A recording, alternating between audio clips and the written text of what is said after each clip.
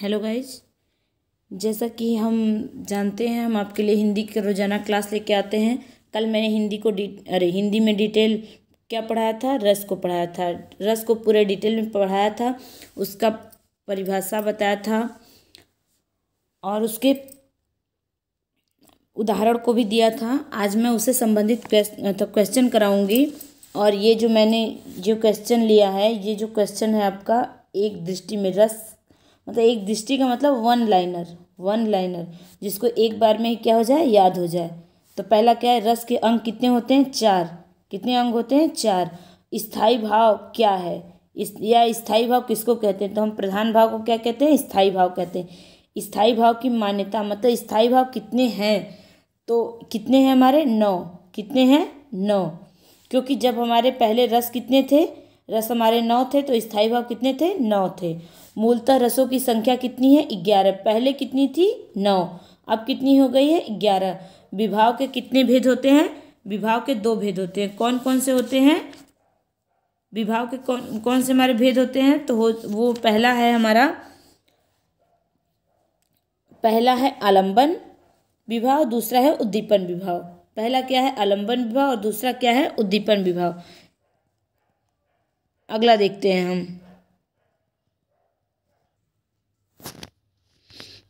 पहला अब प्रश्न देखते हैं। वो सब हमने देख लिया।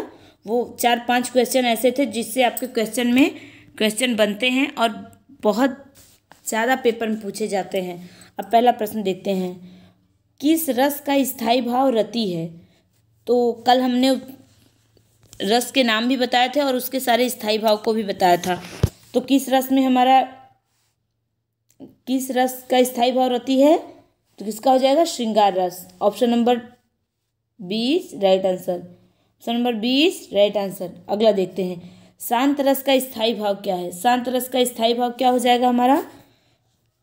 तो वो हो जाएगा निर्वेद। क्या हो जाएगा? शांत रस का स्थाई भाव क्या होगा हमारा? निर्वेद। क्या हो जाएगा? निर्वेद। Option number 4 is right answer.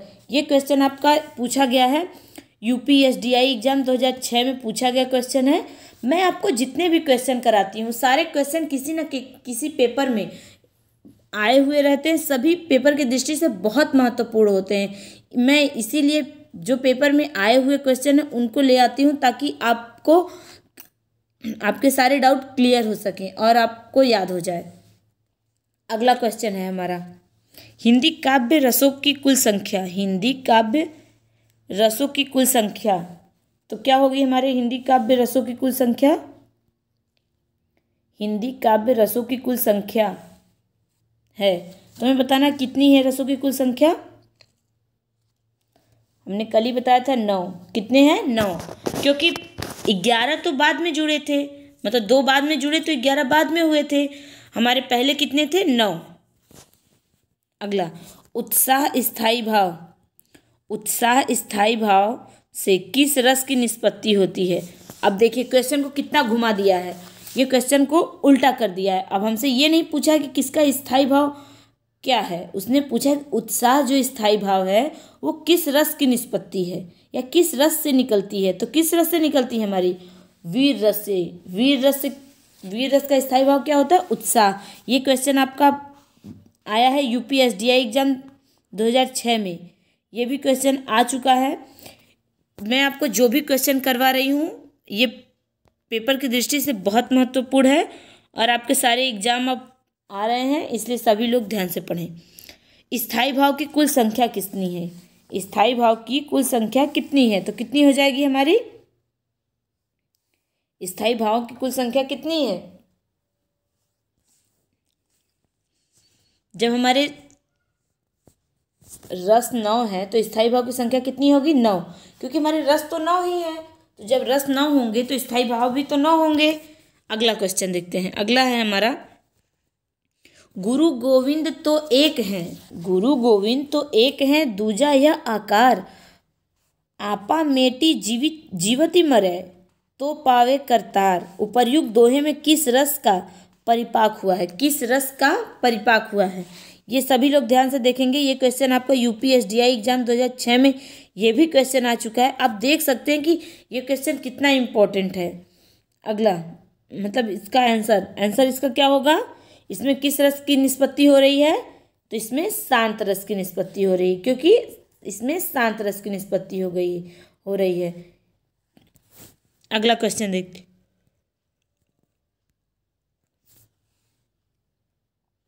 नभ में झटपट बाज लखी, यहाँ ख होगा। नभ में झटपट बाज लखी, भूल्यो सकल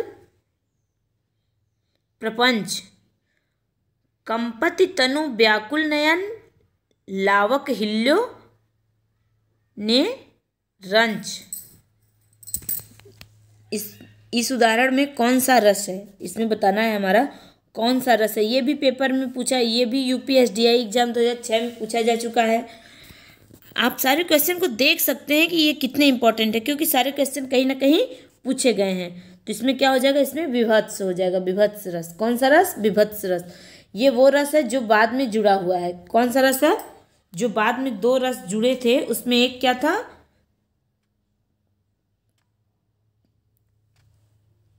अरे नहीं, ये आपका विभत्स रस हो जाएगा। अगला देखते हैं, अगला है हमारा सर्वश्रेष्ठ रस किसे माना जाता है। ये बहुत इंपॉर्टेंट क्वेश्चन है, सर्वश्रेष्ठ रस किसे माना जाता है। तो किसे माना जाता है हमारा, सर्वश्रेष्ठ रस किसे माना जाता है, तो हमारा क्या हो जाएगा, श्रृंगार रस। श्रृंगार रस को सर्वश्रेष्ठ रस माना जाता है। इसी को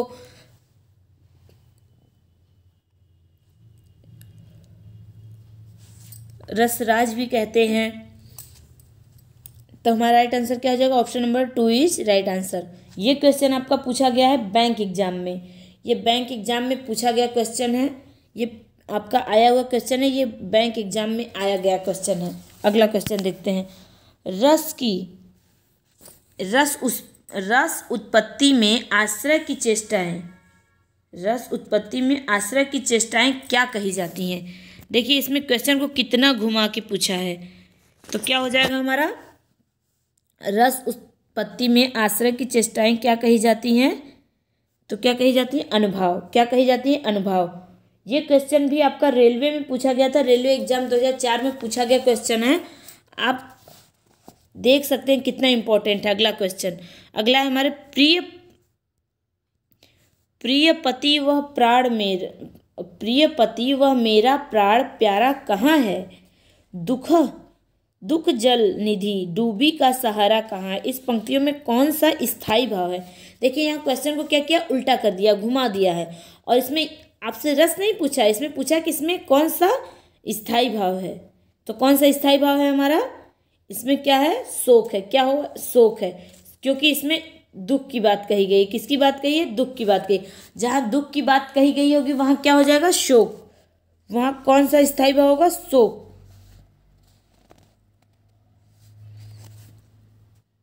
और रस कौन सा हो जाएगा इसमें,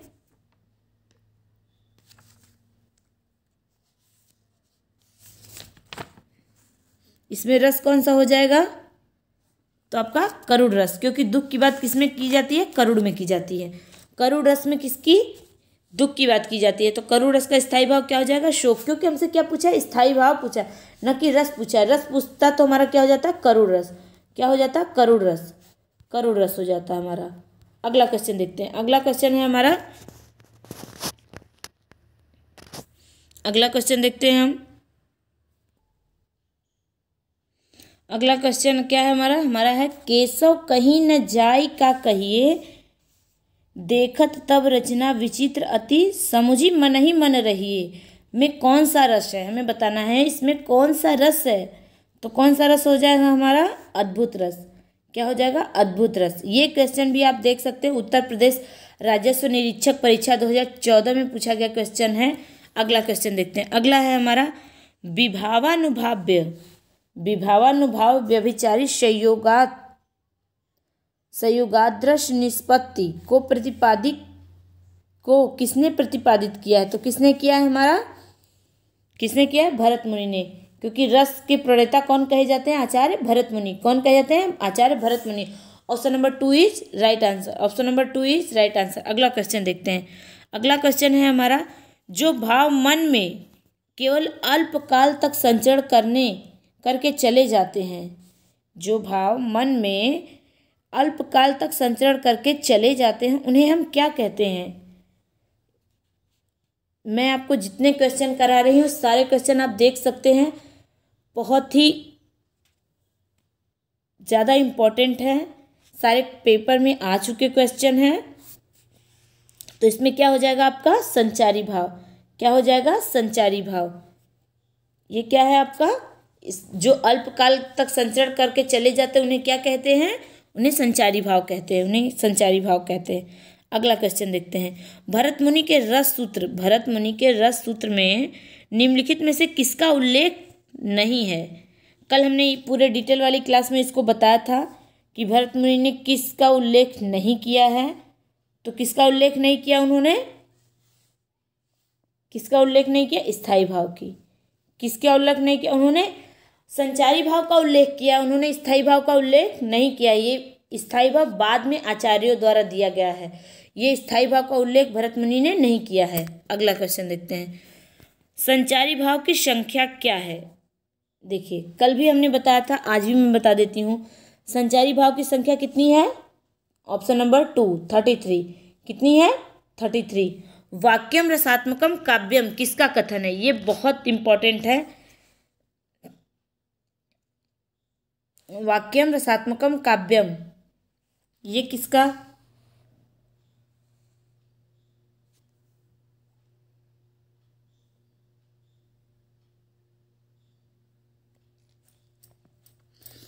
वाक्यम रसात्मकम काव्यम हमें बताना है यह किसका कथन है। तो किसका कथन है?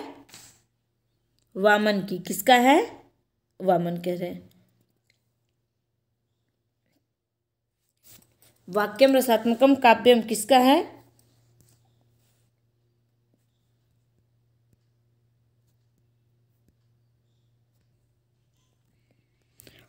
ये है आपका विश्वनाथ। किसका है? विश्वनाथ का। हमने गलती से वामन कह दिया था, ये है विश्वनाथ का। किसका है? वाक्यम रसात्मकम काव्यम किसका है? विश्वनाथ का है। इन्होंने रस का जो परिभाषा दिया था वो है वाक्यम रसात्मकम काव्यम। अगला क्वेश्चन देखते हैं। अगला क्वेश्चन है हमारा,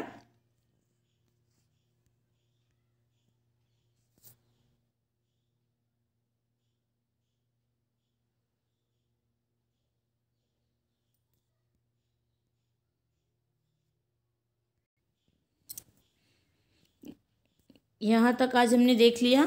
हमने जितने क्वेश्चन देखे सारे क्वेश्चन परीक्षा की दृष्टि से बहुत महत्वपूर्ण है, इसलिए सभी लोग इसको ध्यान से देखें और याद करें। Thank you so much.